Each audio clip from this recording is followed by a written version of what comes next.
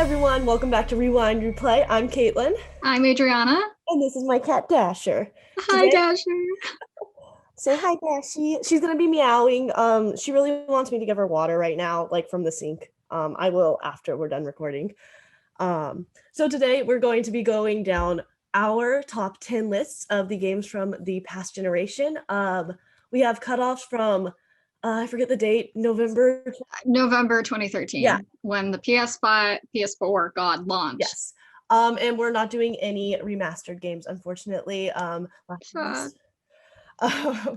yeah, these will be our top 10 games. We'll just go back and forth, say we'll start from 10 and go down. Do you want to go? Yeah, I'm going to go first. And so at number 10, and this is kind of true for my last three games, I have The Witcher 3 Wild Hunt. This is not a game I play.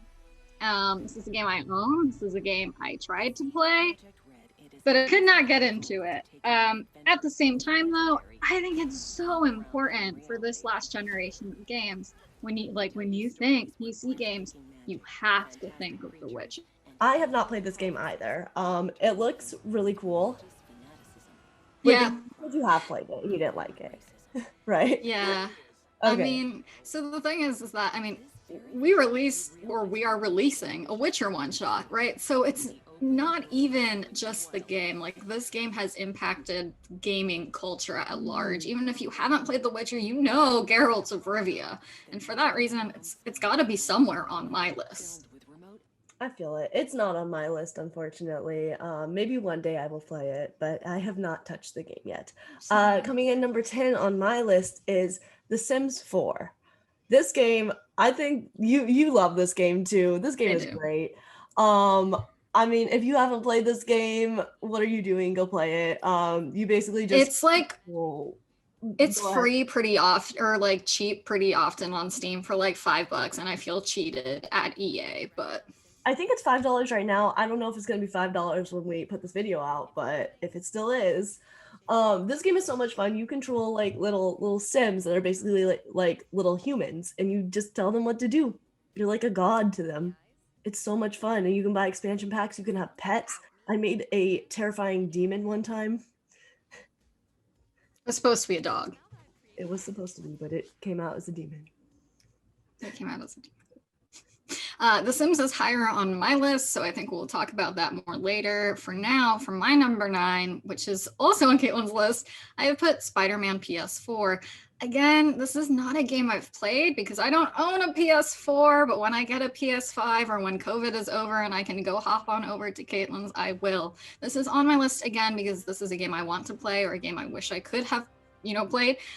And I know, like, I have seen game footage. I know this game is so smooth. It is so beautiful. And the story is so unique. I mean, I love Spider-Man Marvel. I love the universe. So I know I will love this game. And no one can think of PS not think about Spider-Man. I'm going to save my thoughts until I get to this game because this is one of my favorite games. Fair enough.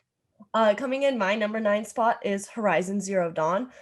This game, kind of like what Adriana was doing with The Witcher, it is not one of my, like, playing wise, it's not one of my favorite games, but culture wise and like how well received it was, like, it was incredible. I loved the story. I have a lot of problems with the gameplay, but the story itself was wonderful. We're a sucker for narrative games. Exactly. And I just thought it was incredible. Like, you play in this futuristic world that's like, there's like these robots that are like the animals in the world, and you're like unraveling this whole mystery of like who the old ones were and like who you are and like how you're connected to them. And it's so interesting and I love it. And I always love like a good like bow and arrow hero. True. Yeah, someone's going to call us out in the comments for not talking about Cyberpunk right now. I haven't played the game. I'm really looking forward to the one that's coming out, but hey, you guys, that's next gen, so... Exactly. Oops. For number 8, this is also something Caitlin has higher up on her list, is God of War. I'm such a sucker for Norse mythology. I know this game messes with it in such unique ways. It's beautiful. Who doesn't love playing as like the dad figure? Again, don't own a PS4. Didn't watch the game because I want this experience to be my own, unlike when I watch sometimes.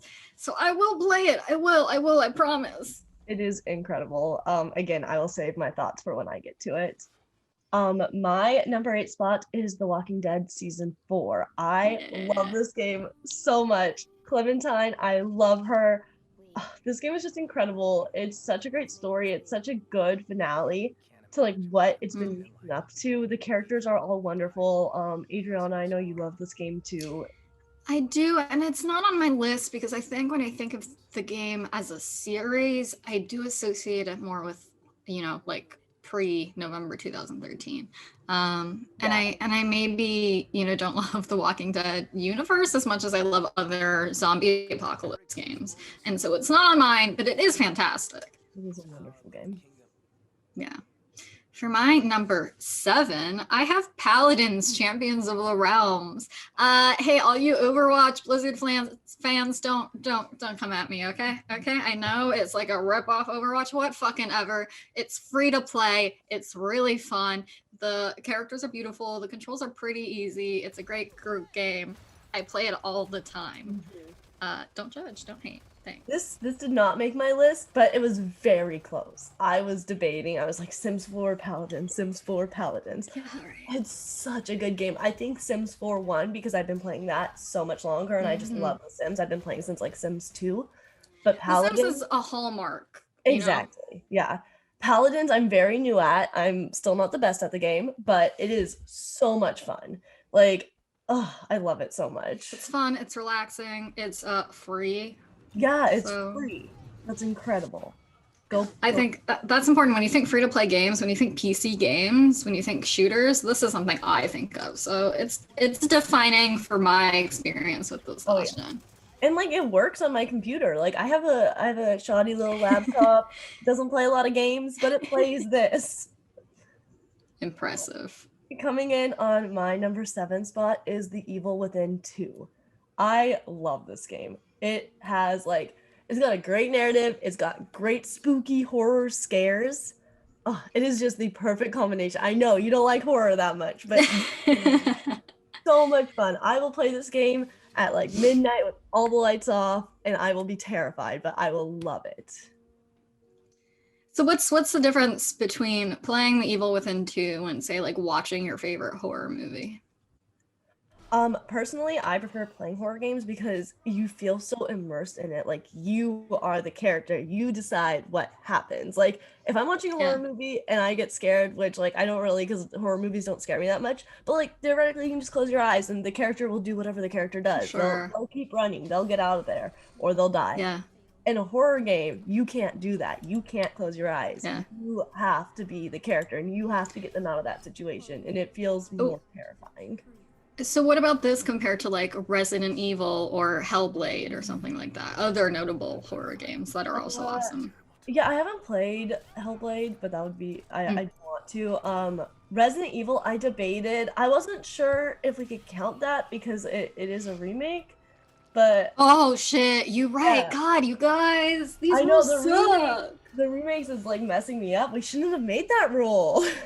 Yeah, then it would be so much harder. We have a list of like 20. I know.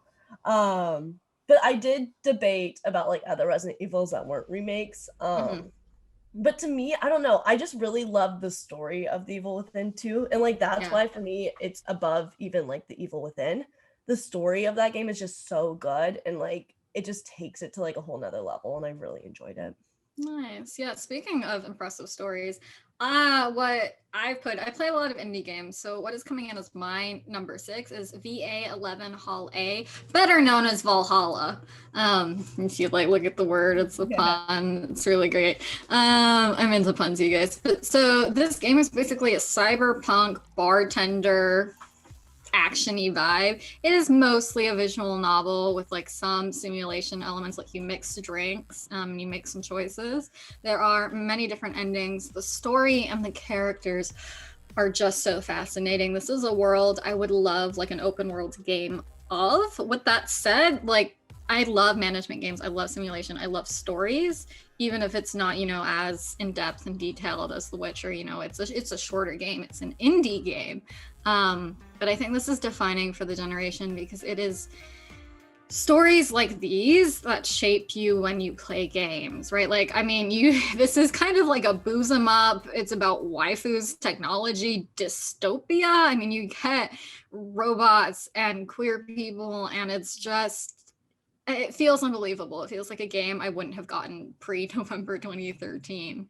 And so it's got to be up there for me. I actually haven't heard of this. Is it like Indie games. because Valhalla? Yeah, VA11 Hall A. It's on Steam. It's probably also on the Switch. It came out in 2016, so it is a little bit older, but it was popular when, you know, indie games were happening, when they were popping off in 2016. Yeah. This was definitely one of the really popular ones. All right, I'll have to check that out. That's so cool. I think everyone should play it. Yeah. Coming into my number 6 spot is Until Dawn. We got another horror game. This game, so much fun. This game, I think this was the first game I played on the PS4. This was the game that pushed me to be like, I want a PS4 so bad, because I had a PS3, and then I saw gameplay of this, and I was like, I need this game, and it's so fun. Like, you get to play as all these characters, and you are deciding whether they live or die. Your actions decide that, and to me, that makes a horror game even more horror, because you're like, oh my god, like, it's not even just like you have to get past this level that could be terrifying. You are the reason whether they live or die. And the characters are just so great. They're so fun to play, even if you hate them. And like, if you hate them, you can kill them. That's the great thing. It's wonderful. True. Yeah, when I think like mother of the horror games that I like to play, so not just pure fucking jump, you know, I mean, I do love Five Nights at Freddy's, do not get me wrong. But, you know, when I think more things like The Last of Us, like that genre of horror, this is like the OG, you know, Until Dawn. It has a special place. Mm-hmm. I'm sorry, it's not on my list.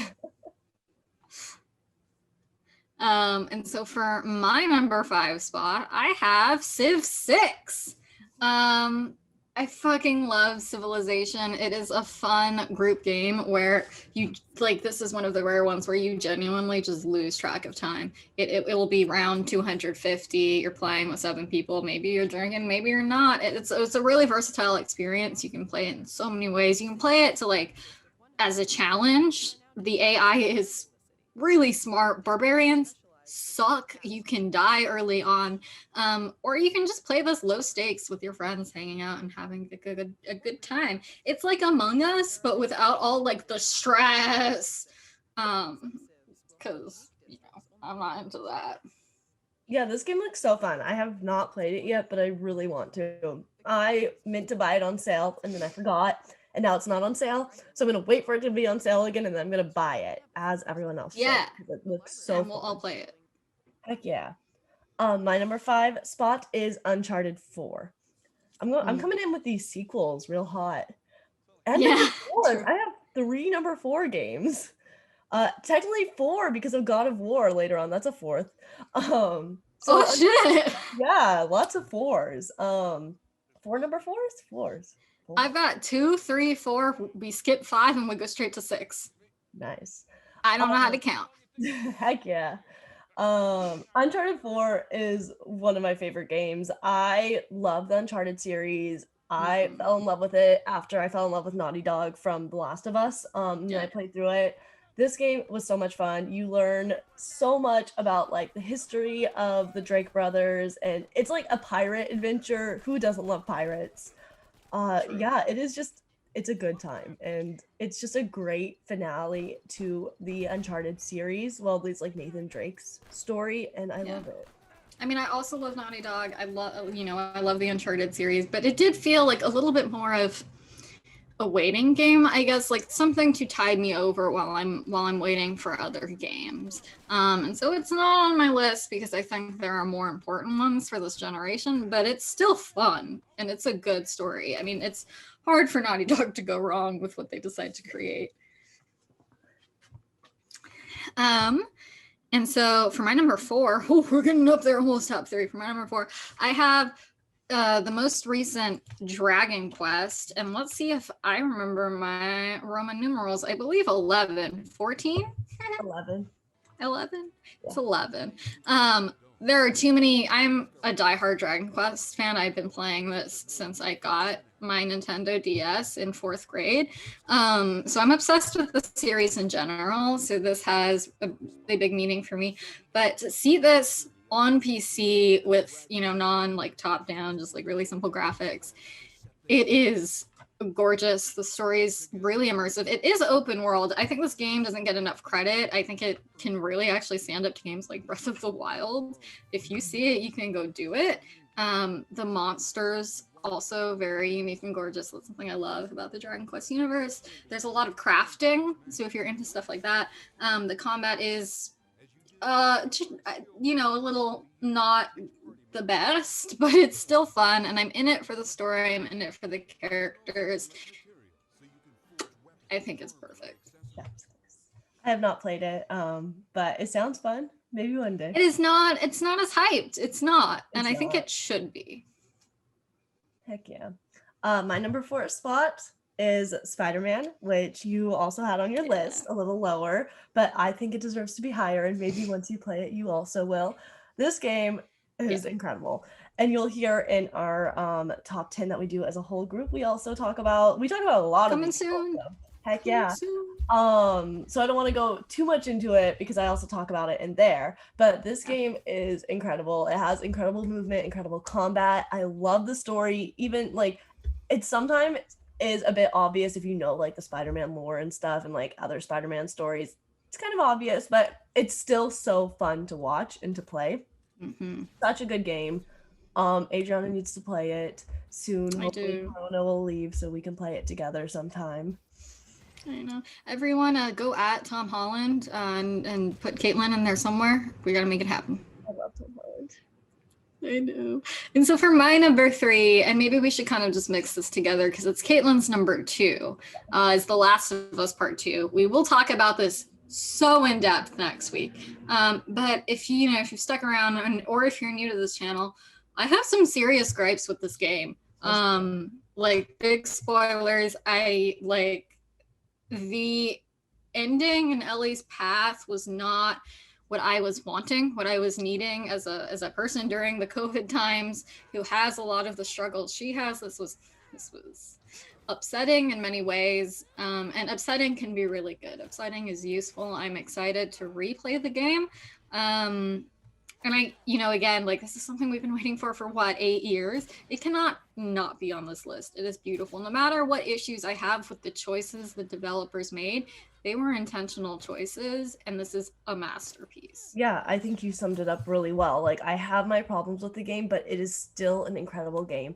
It still made my number 2 because it's so well written, even if I don't love what happened, and even if I have my problems with it, it's still, I can't fault the writers because they did such an incredible job, and I think they're incredible at what they do, even if it wasn't the story for me. And yeah, you can't appease everyone. Yeah, you can't appease everyone, and you can't love every story even if you want to. But maybe I'll like it on a second playthrough a bit more. I mean, I still love the game, but didn't. I mean, and there are moments. There are moments. There are moments. The museum. Oh. Okay, my number 3 is God of War. This game, I'm such a sucker for that trope of like big burly like figure with like either son or daughter that they're protecting. I love it so much. In God of War, Last of Us and God of War. Yeah. Oh, yes. And I just, like you said, Norse mythology. It's there. It's so good. And I can not listen if you want to spoil. No, it's okay. I won't get into spoilers, but I will say they do a great job towards the end with like a twist of like bringing in some like Norse mythology that like most people are familiar with. That's like, that was that the whole time, and you're like, oh my gosh, and like you'll know what it is. Is it the witch thing? No, you already know that spoiler. Okay. That is one of the spoilers. Okay. That one's like you find out earlier on though, so that's not like, a huge one. We're talking about Freya being the witch of the woods. So how would you say this stands out for this generation? Like what is the impact for you? For me, this is my number 3. This game really made me want to play bigger games. I have not been a huge fan of anything like super like fantasy, super open world, like, Yeah. and I'll Like get The there. Breath Witcher. of the Wild is up there. Yeah, like The Witcher. Breath Yeah. of the Wild is one of my top ones also. And that one's very fantasy, very open world. But that's because I love Zelda, and I've always been a huge fan of Zelda. Like that was the first game I ever played was like Legend of Zelda. And they were pretty closed world, so Yeah, exactly. it's a So shift.